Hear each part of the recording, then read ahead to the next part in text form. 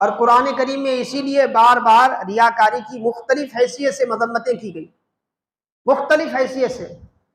جیسے سورۃ الماعون ہم پڑھتے ہیں، ارأیت الذی یکذب بالدین، اللہ نے فرمایا فویل للمصلین الذین هم عن صلاتهم ساہون الذین هم یراؤون، اللہ نے فرمایا ہلاکت ہے، ویل کی وادی کا عذاب ہے کس کے لیے؟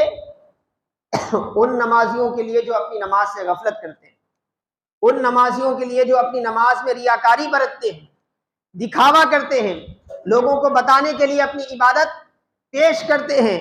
تو ان کے لیے اللہ تبارک تعالیٰ نے قرآن میں کیا فرمایا؟ ویل کی وادی کا عذاب ہے، ویل کی وادی کا عذاب ہے. اور حدیث پاک میں بھی سخت الفاظ میں کیا ہے اس کی مذمت کی گئی.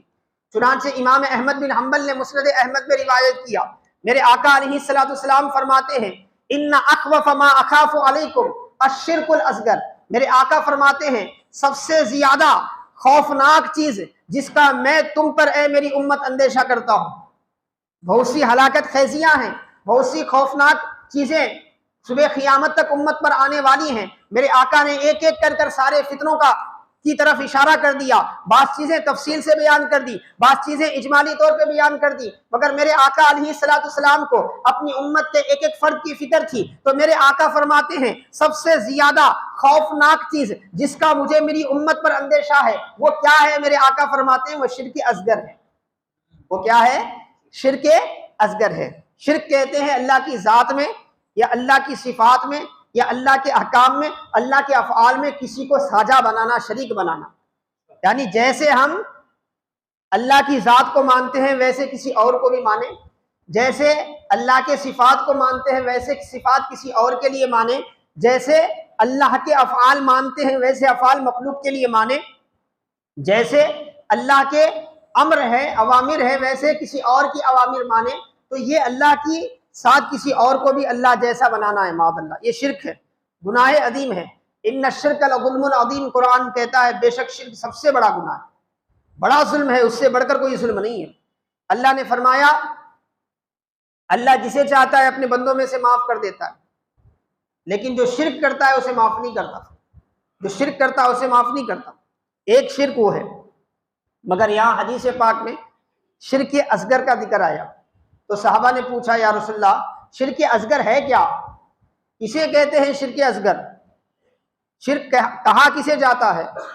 تو میرے آقا علیہ الصلوۃ والسلام نے فرمایا شرک یہ ہے کہ بندہ رب کی عبادت کرے اور اس میں لوگوں کی تعریف کا محتاج ہو جائے.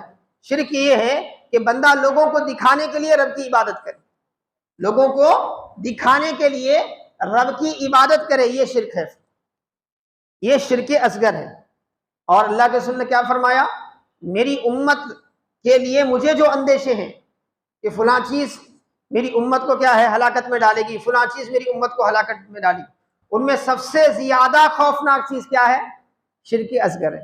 اور آج ہمارے معاشرے میں سب سے زیادہ جو چیز عام ہے جسے گناہ تو گناہ نیکی سمجھ کے کرتے ہیں لوگ، گناہ کا تصور بھی دور کی بات ہے، لوگ یہ سمجھتے ہیں کہ جو خیر وہ کر رہے ہیں 100 لوگوں کو سنانا بھی خیر کا کام ہے. جو خیر وہ اللہ کے لیے کیے ہیں اس خیر کو بلا کسی دینی مقصد کے، بلا کسی غرض صحیح کے اس کو دوسروں کے سامنے پیش کرنا بھی ثواب کا کام ہے، ایسا سمجھتے ہیں.